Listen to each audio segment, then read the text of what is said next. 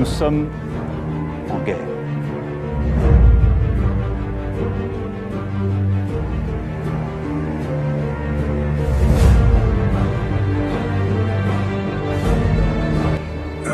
Ich darf pas avoir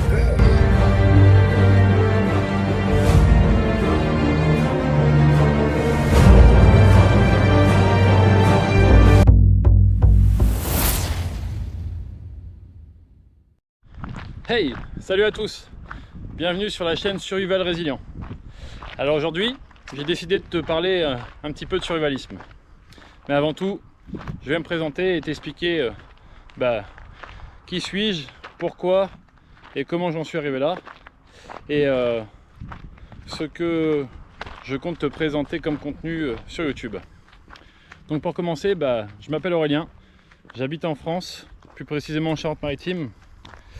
Et je me suis intéressé au survivalisme en 2020. Depuis 2020, j'y consacre à peu près tous les jours 3 heures à 5 heures de mon temps, tous les jours, sans pause et sans répit. Donc j'ai fait mes recherches dans les livres, par vidéo, par mon expérience sur le terrain, vécu ou mise en place des choses que j'ai pu apprendre. Et donc j'ai décidé de te parler un petit peu de tout ça pour t'aider. Alors mon contenu YouTube, je vais te proposer quelque chose qui selon moi n'existe pas sur YouTube, du moins je ne l'ai pas vu passer. En fait je vais te parler du meilleur que tu vas pouvoir en tirer sur la partie trek, bushcraft, survie militaire, et tout ça sur le meilleur de la technique et la pratique. Donc voilà, avant tout ça, j'ai longtemps et longuement réfléchi si j'allais faire une chaîne YouTube pour te communiquer tout ça, pour la simple et bonne raison du petit dicton qui te dit vivons cachés, vivons heureux. Mais bon, aujourd'hui, comme tu peux le voir, me voilà derrière l'écran en train de te parler de tout ça et plus tard de t'expliquer et de te donner des conseils.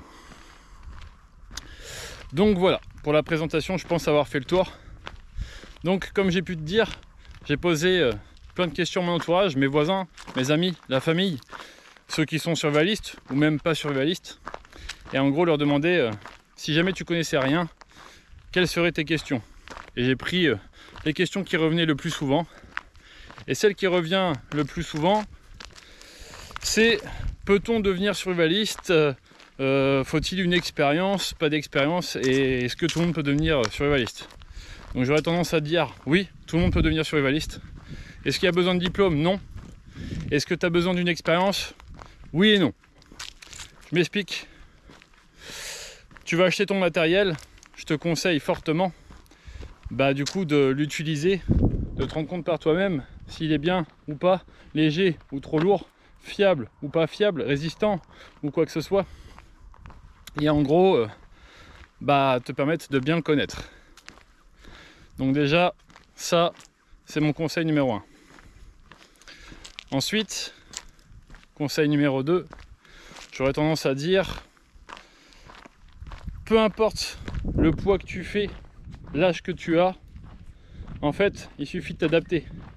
Ma définition du survivaliste à moi, c'est de se dire, t'adapter, anticiper et prévoir. À partir du moment où tu as compris ces 3 mots, n'importe qui peut devenir survivaliste. Que tu fasses 200 kg ou 70 kg, que tu habites en ville ou en campagne, que tu es armé, pas armé, de l'argent ou pas d'argent, ça compte pas. Il n'y a rien à voir là-dedans.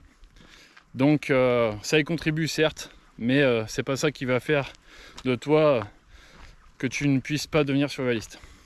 Alors aujourd'hui, une question qui m'est revenue aussi souvent, c'est de me dire, en 2023, date de cette vidéo d'ailleurs, septembre 2023, est-ce qu'il est encore valable de devenir survivaliste? Je vais te répondre franchement. Moi, je te dirais, mieux vaut tard que jamais. Mieux vaut que tu te prépares et avoir un minimum de matos, même si tu ne seras pas au même niveau que quelqu'un qui a commencé il y a 20 ans. que de rien faire du tout. Comme disait mon grand-père, mieux vaut prévenir que guérir. Donc, pour toi, comme pour moi, je te conseille de te préparer un minimum et de te documenter un minimum. Pour ça, je suis là. Comme je te disais tout à l'heure, je compte te proposer un contenu qui reprend le meilleur du trek, bushcraft, survie ou côté militaire sur des petites OPEX, opérations sur le terrain, entraînement et tout ça. Donc voilà. Ensuite, pourquoi devenir survivaliste? Que tu vas me dire, comme beaucoup qui m'ont répondu, Aurel, on est en France, nous en France on n'est pas trop mal lotis, je pense pas que ça nous arrive. Quand bien même, tu penses pas, t'es pas sûr, ou peut-être que, ou quoi que ce soit, le risque zéro il n'existe pas. J'aurais tendance à te dire, mieux vaut prévenir que guérir. Donc vaut mieux que tu te prépares un minimum que rien du tout. Et je te poserai une question à toi qui est derrière ton écran. Trouve-moi quelque chose dans le survivalisme, ça englobe plein de choses. La sécurité, ton épargne que tu vas protéger ou pas, la nourriture et l'eau que tu vas mettre de côté, les médicaments, ton entraînement, tout ça. Ton entraînement et le temps que tu vas passer sur le terrain pour t'entraîner, j'ai envie de te dire, ça va augmenter tes connaissances. Aujourd'hui, tu es peut-être bien, tu as peut-être un bon salaire, mais tu n'es pas forcément à l'abri que dans 10 ans, tu n'aies plus de travail, plus de salaire et que tu te retrouves à la rue. Tu n'es pas non plus à l'abri d'avoir une guerre mondiale, une guerre géologique, une guerre bactériologique, et je t'en passe, et je t'en passe. L'inflation, un effondrement de la civilisation, les banques qui coulent, je peux t'en citer plein. À toi de peser le pour et le contre, et j'ai envie de te dire, c'est pas quelque chose qui sera inutile. Tu mets de la nourriture de côté, c'est pas perdu, au moins t'as ça de côté, tu peux toujours le manger. Et puis même, ça peut même peut-être t'éviter d'avoir l'inflation. Tu vois, ceux qui ont commencé avant 2019 à mettre des bocaux de leur jardin sous stérilisation, ou alors des boîtes de conserve, des fruits, de l'or, ou ce que tu veux, peu importe, eux, l'inflation, ils l'ont pas forcément pris dans les dents. Parce qu'ils avaient pas mal, ou même sans avoir beaucoup, avoir un minimum de côté. Du coup, ça leur a permis de faire un peu plus d'économie et d'être un peu plus sûr et serein et sûr d'eux sur le fait que toi, par exemple, tu n'as rien fait et qu'au final, tu as pris ça plein fer dans les dents.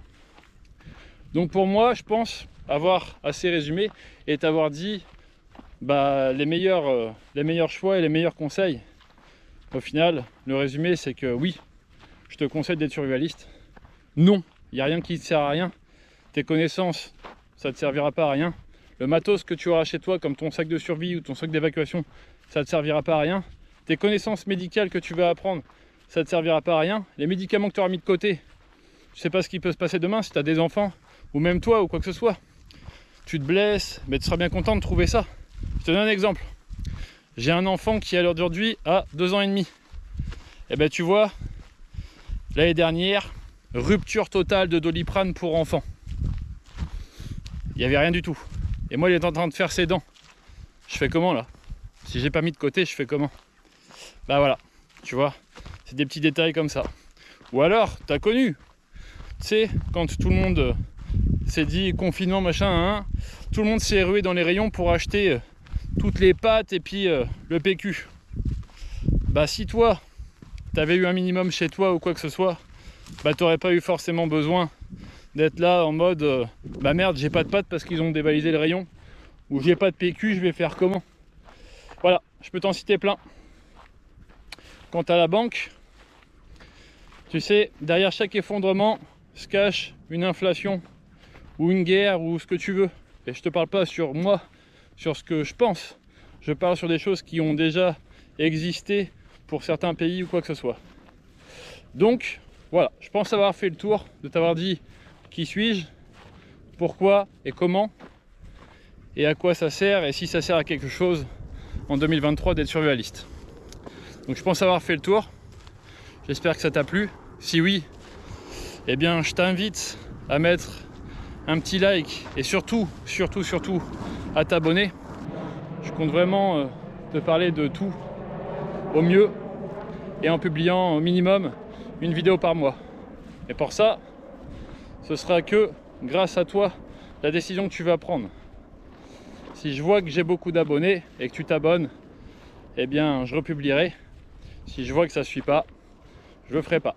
De toute façon, moi à l'heure d'aujourd'hui, j'apprends dans mon coin.